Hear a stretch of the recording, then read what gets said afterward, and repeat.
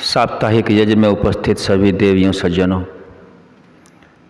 पूरे ब्रह्मांड का सर्वश्रेष्ठ कर्म आपने किया है और सभी प्रकार की उन्नतियों का मार्ग प्रशस्त यज्ञ के द्वारा ही होता है। ऐसा ऋषियों के ज्ञान से सभी प्राणी मात्र को प्राप्त होता रहता है। आर्य समाज आज विश्व में ऐसी एक संस्था है जिसके कुछ नियम होते हैं और हम सभी ये जानते हैं कि नियम पर चलकर ही जड़ और चेतन दोनों पदार्थ अपने संस्कारों को, शुभ संस्कारों को प्राप्त करते हैं और जब शुभ संस्कार जमा हो जाते हैं तब उन्नति भी शुभ ही होती है। आज हमें देखने में आता है बहुत से मत पंथ संप्रदाय हैं लेकिन उनका अपना कोई नियम नहीं है और आर्य समाज का नियम भी परमात्मा की वाणी वेद के अनुकूल चलते हैं। उन नियमों में कोई त्रुटि नहीं है, त्रुटि मनुष्यों में हो सकती है, लेकिन महर्षि दयानंद सरस्वती जी द्वारा दिए गए जो आर्य समाज के 10 नियम हैं, ऋषियों के मत के अनुकूल हैं, ईश्वर की वाणी वेद के अनुकूल है। कितना मनुष्य उनको अपना करके अपनी आध्यात्मिक और भौतिक उन्नतियों को प्राप्त करते हैं, यह सभी उन मनुष्यों की क्षमता, ज्ञान, विवेक, तप, बल, योग, साधना, तप, स्वाध्याय, प्राणिधान आदि के आधार पर निर्भर करता है कि उस व्यक्ति की नित्य दिनचर्याएं किस प्रकार से बना रखी हैं। और दिनचर्या यदि नियम से बना लेता है तो अभी हमने इस भजन के माध्यम से सुना है कि जब इस प्रकार से व्यक्ति कार्य करता है, नियम पर चलता है, परमात्मा को मानता है, तब वह पर्वत जैसे दुख से भी न घबरावेगा। तो यह जो वाक्य हमें मिला वेदानुकूल, ऋषियों के मत के अनुकूल, महर्षि दयानंद सरस्वती जी के श्री मुख से मिला और यह बिल्कुल पूर्ण सत्य है, सार्वभौमिक सत्य है। हम उन नियमों को जानने का प्रयास करते हैं जिन नियमों के आधार पर आर्य समाज कार्य करता है और आर्य समाज के संस्थापक महर्षि दयानंद पूर्ण विद्वान रहे, वेदों के पूर्ण विद्वान रहे और वेद ईश्वर की वाणी है। उसी ईश्वर की वाणी और विद्वता के आधार पर कोई विद्वान ही हमें नियम दे सकता है, व्यवस्था दे सकता है। रूढ़ी देने वाली तो और जनता बहुत मिल जाएगी, लेकिन नियम और व्यवस्था देकर के सही गति में चलने का औचित्य तो केवल और केवल विद्वान को ही जाता है। जो पूर्ण विद्वान महर्षि दयानंद सरस्वती जी आर्य समाज की स्थापना हम सभी मनुष्यों के कल्याण के लिए करके गए हैं, वे नियम इस प्रकार से हैं। पहला नियम रखा, सब सत्य विद्या, और जो पदार्थ विद्या से जाने जाते हैं उन सब का आदि मूल परमेश्वर है। दूसरा नियम बनाया, ईश्वर के विषय में बनाया।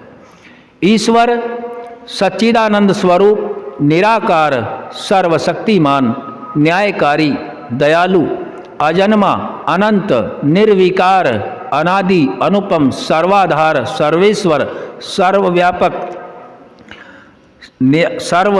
सर्व अंतर्यामी, अजर, अमर, अभय, नित्य, पवित्र और सृष्टि करता है। ईश्वर के विषय में बताया आगे, बहुत ही महत्वपूर्ण बात लिखी, उसी की उपासना करनी योग्य है। तीसरा नियम, कितना महत्वपूर्ण नियम बनाया चलने के लिए।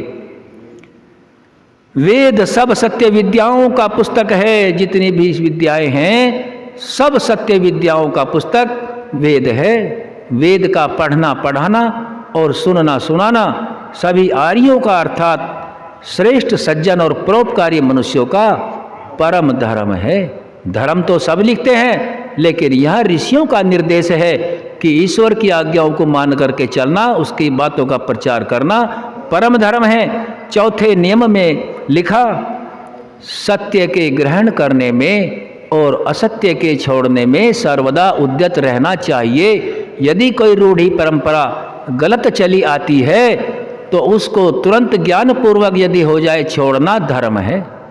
पांचवें नियम में और बड़ी अच्छी बातें रखी हैं। सभी काम, जितने भी हम काम करते हैं, चाहे आँख का बेचना और खोलना ही क्यों ना हो, ये भी एक कर्म है। सभी काम धर्मानुसार अर्थात सत्य और असत्य को विचार करके करने चाहिए। सत्य और असत्य को विचार मनुष्य ऐसे ही नहीं कर सकता। उस सत्य और असत्य का विचार करने के लिए महर्षि दयानंद सरस्वती जी ने अपने संपूर्ण जीवन काल की एक निधि सत्यार्थ प्रकाश के रूप में हमें दिया, जिससे हमें सत्य और असत्य का ज्ञान हो जाता है। फिर छठे नियम में कर्तव्य क्या बताया? संसार का उपकार करना किसी व्यक्ति विशेष का नहीं कहा। संसार का उपकार करना इस समाज का मुख्य उद्देश्य है, अर्थात शारीरिक, आत्मिक और सामाजिक उन्नति करना। सातवां नियम क्या बताया? सबसे प्रीतिपूर्वक धर्मानुसार यथा योग्य बरतना चाहिए। प्रीतिपूर्वक पहले अपना अनुनय विनय से देखें। धर्मानुसार, धर्म मनुष्य का क्या है? यदि इससे भी कोई नहीं मानता तो फिर यथा योग्य, जैसा है वैसा व्यवहार करना चाहिए। कितने सुंदर सुंदर बातें रखी। आठवां नियम क्या लिखा? अविद्या का नाश और विद्या की वृद्धि करनी चाहिए। अविद्या यदि बढ़ जाए, फैल जाए, तो उसका नाश करने के लिए तो विद्या ही आवश्यक होगी। तो इसलिए विद्या बहुत आवश्यक है। 9वें नियम में मिलजुल कर रहने के लिए बता दिया गया सब मनुष्यों को। इसमें 9वें नियम में बताया कि प्रत्येक को अपनी ही उन्नति में संतुष्ट न रहना चाहिए, किंतु सबकी उन्नति में अपनी उन्नति समझनी चाहिए। यहाँ संगठनात्मक नियम दिया है, सभी को संगठन में रह करके चलना चाहिए। जो अच्छे लोग हैं, अच्छे लोग यदि संगठन में नहीं होंगे तो बुरे लोगों का शासन उनको झेलना पड़ेगा, और यदि अच्छे लोग संगठित होंगे तो बुरे लोगों को उनका संगठन का नियम झेलना पड़ेगा। मर्जी अच्छे की लोगों की है।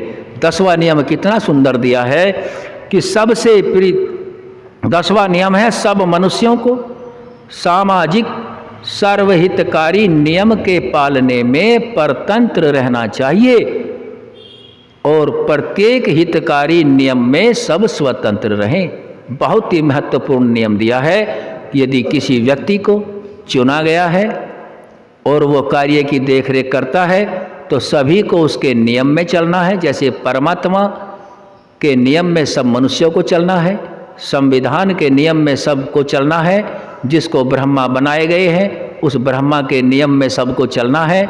हाँ, किसी विशेष परिस्थिति में कोई शारीरिक व्याधि वगैरह है तो उसमें हम स्वतंत्र हैं। ये 10 नियम बनाए, और ये 10 नियम अकाट्य हैं, पूर्ण सत्य पर आधारित है। इन पर चलकर हम अपनी उन्नति करें।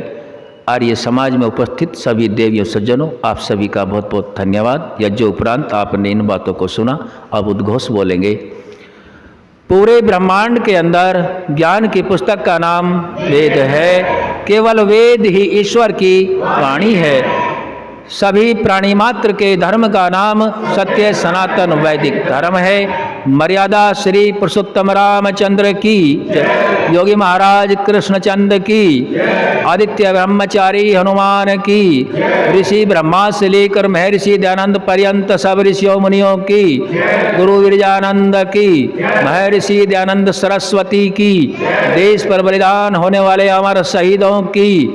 ओम का झंडा ऊंचा रहे, वेद की ज्योति जलती रहे, आर्य समाज बढ़ता रहे। हमारा उद्घोष कणवंतो विश्वमार्यम वैदिक ध्वनि।